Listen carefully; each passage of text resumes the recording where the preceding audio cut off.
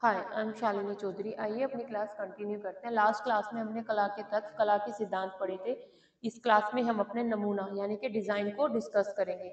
नमूना या डिजाइन हमने लास्ट क्लास में भी कला के तत्व में भी डिस्कस किया था, लेकिन इसको और डिस्क्रिप्टिव तरीके से जानते हैं कि नमूना होता क्या है, डिजाइन होता क्या है, कला में इसका क्या महत्व होता है। तो नमूना या डिजाइन, इसके कुछ उपनाम भी होते हैं, इसको उपनामों से भी जाना जाता है। जैसे एक का आपका नमूना हो गया, एक आपका डिजाइन हो गया, एक आपका होता है प्रारूप, एक आपका होता है विन्यास आदि। ये इन नामों से भी जाना जाता है। इनकी क्या इंपॉर्टेंट होती है कला में? कला में क्या होता है कि किसी भी चीज को सुंदर बनाने के लिए, उसकी सुंदरता में चार चांद लगाने के लिए हम क्या करते हैं, उसमें ड्राइंग बनाते हैं, कला करते हैं। तो कोई भी, जैसे हमारी खाली स्थान है, इसमें हमें कोई डिजाइन बनाना है, कुछ सुंदर करना है, तो जो इसकी सुंदरता को बढ़ाने के लिए जिस प्रतिलिपि या रेखाओं के माध्यम से कोई आकृति बनाते हैं या इसको व्यवस्थित ढंग से व्यवस्थित करते हैं, वो हमारा नमूना कहलाता है। नमूने के अंदर क्या होता है, एक जो आपकी लाइनें हैं, तो लाइनों को सही तरीके से जोड़ा मरोड़ा जाता है, जिससे कि उससे कोई सुंदर सी फिगर बन के बाहर आती है, सामने आती है।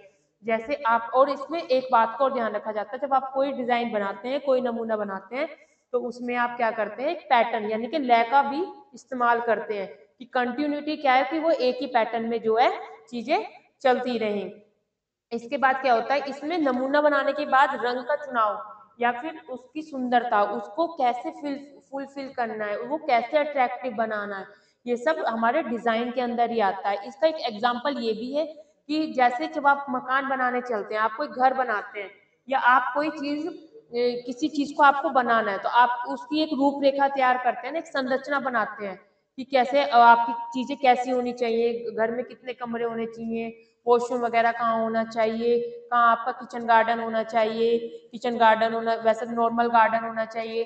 तो वो सब चीजें क्या है, आप एक पेज पर ड्रॉ कर लेते हैं, जो आप एक लाइनों के माध्यम से, रेखाओं के माध्यम से, जो एक स्ट्रक्चर आपने बनाया, जैसे कुछ लोग आर्किटेक्ट वगैरह से बना लेते हैं, कुछ लोग खुद से ही ड्रॉ कर लेते हैं, तो वो सब जो एक लाइनों के माध्यम से स्ट्रक्चर जो आपने तैयार किया है, वो आपका नमूना कहलाता है।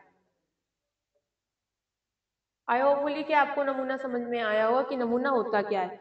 तो इसी में ये भी दिया हुआ है कि नमूने को डिजाइन जो है कला के तत्वों में समझा गया था, इसके कुछ अन्य नाम है, नमूना, विन्यास, प्रारूप या बनेगी। तो इसमें आगे पढ़ते हैं, जो रेखाओं की नमूना होता क्या है। नमूना होता है कि रेखा, आकार, बनावट, जो रेखा लाइन है हमारी, आकार, बनावट एवं रंगों से किसी भी वस्तु को व्यवस्थापित रूप को नमूना कहते हैं। जो कि मैंने अभी आपको समझाया कि जैसे ये आपकी लाइन है, अगर इन लाइन को आप ऐसे यहाँ जोड़ेंगे, ऐसे यहाँ जोड़ेंगे और ऐसे यहाँ जोड़ेंगे, तो इससे क्या है, ये आपको एक आकृति आपको प्रोवाइड हुई, एक आकृति बनी ना इससे। तो ये जो ट्रायंगल की शेप आपको मिली, ये क्या है कि नमूना है। तो ऐसे ही डिजाइन कला का सौंदर्यात्मक प्रदर्शन करता है, जिसके बिना कला अधूरी होती है। और अर्थात डिजाइन किसी विशिष्ट उद्देश्य अथवा अर्थ के लिए किए गए चुनाव और संगठन को दर्शाता है। यानी कि नमूना क्या है, कई बार क्या होता है कि पैटर्न से ही, अपने पैटर्न से बना के आप, या अपनी कला के द्वारा ही किसी आकृति में बना के आप बहुत सारी बातें समझा देते हैं।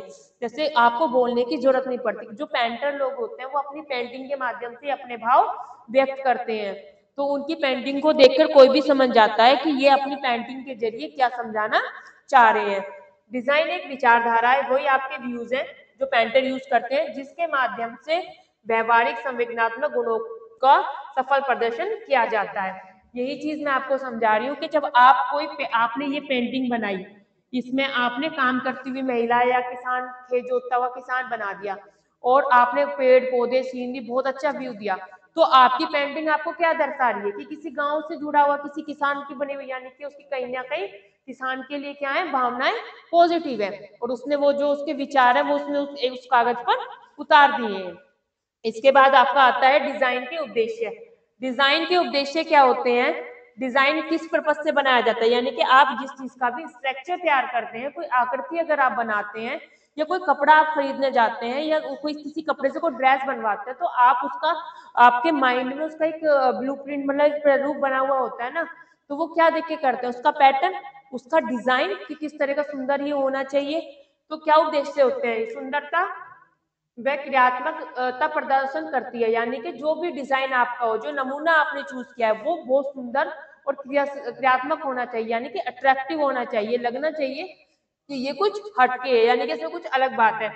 विविध तत्वों को एक रूप में संगठित करना चाहिए, यानी जो आपके अलग अलग तत्व हैं उसमें मतलब सबका समायोजन इस तरीके से किया गया हो, चाहे आपने एक ही अलंकार कोई पेंटिंग ली है उसमें कई चीज आपने पशु पक्षी व्यक्ति पेड़ पौधे दर्शाए हैं, लेकिन उसको इस तरीके से व्यवस्थित किया गया हो कि वो देखने में अट्रैक्टिव लगे। विभिन्न स्वरूप एवं रंगों को अपने अनुसार प्रयोग करना चाहिए तथा वस्तुओं को अधिक प्रभावशाली बनाना चाहिए। वस्तु और व्यक्तियों के बीच की दूरी कम करता है। जो आपका डिजाइन होता है वो किसी वस्तु और व्यक्ति के बीच की दूरी प्रदर्शित करता है, कम करता है। जैसे मैंने अभी आपको एग्जाम्पल बताया था कि अगर कोई पेंटर है और वो अपने भाव व्यक्त कर रहा है, वो किसी आर्मी पर्सन को लेके या किसी टीचर्स को लेके ज्यादा मोटिवेटेड है, तो मतलब उसके मन में ज्यादा है, तो वो अपने विचार क्या है एक पेपर पर उतार देगा, तो सामने वाला जो होगा, जो उसकी पिक्चर्स देखेगा, वो उससे मोटिवेट होगा, अट्रैक्टिव होगा, तो वो उसकी पिक्चर को देख के ही उसकी भावनाओं से उसके व्यवहार का पता लगा लेगा कि इसके विचार किस तरीके के हैं। इसके बाद आपका आता है डिजाइन। डिजाइन को भी दो भागों में बांटा गया है। कौन से दो भाग होते हैं?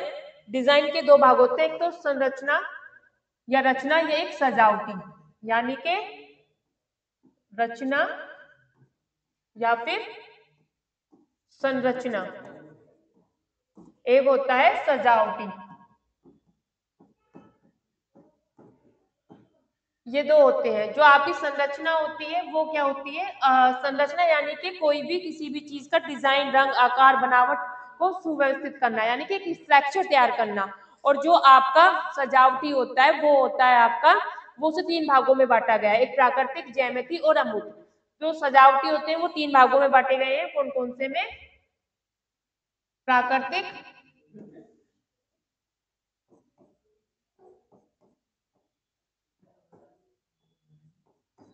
ज्यामितीय और अमूर्त। ठीक है। प्राकृतिक कौन सी होती है? जो कपड़ों पे की जाती है, पेड़ पौधे, कपड़ों आदि पर की जाती है। जैसे जो नेचुरली हमारे व्यूज होते हैं, पेड़ पौधे बना दिए, घना जंगल बना दिया, इस तरीके की चीजें जो हमारी मतलब नेचर को रिप्रेजेंट करती है। और ज्योति में कौन कौन से होते हैं? फुलकारी। फुलकारी कहाँ की कढ़ाई है? पंजाब की। क्वेश्चन आपसे पूछ लेता है, वो कई बार रिपीटेड में भी आया है कि फुलकारी कहाँ की कढ़ाई है, तो पंजाब की। इसके बाद दूसरा आता है आपका अल्पना। अल्पना कहाँ की है? पश्चिमी बंगाल की। इसके बाद आता है आपका मोरियस।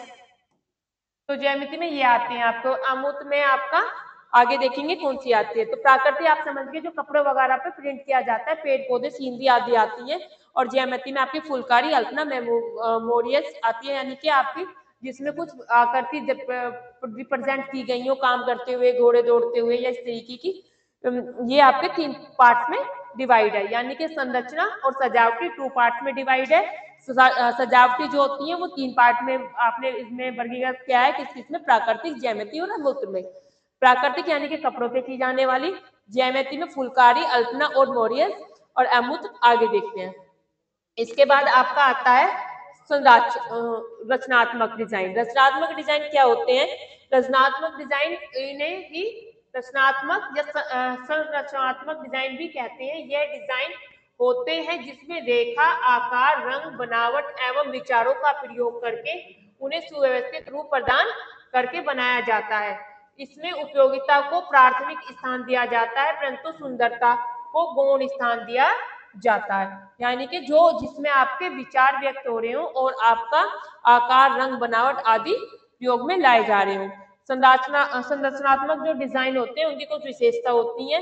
जैसे संरचनात्मक डिजाइन सादी व सरल होनी चाहिए और उपयोगी होनी चाहिए, उद्देश्यपूर्ण होनी चाहिए, व्यक्ति की रुचि के अनुसार होनी चाहिए और डिजाइन सामग्री के अनुकूल होनी चाहिए। यानी कि जो भी आप बना रहे हैं वो सिंपल, सरल होनी चाहिए, जो जिससे लोगों को ये समझने में उसे आसानी हो, और उसका कोई ना कोई उद्देश्य होना चाहिए करने का आपको।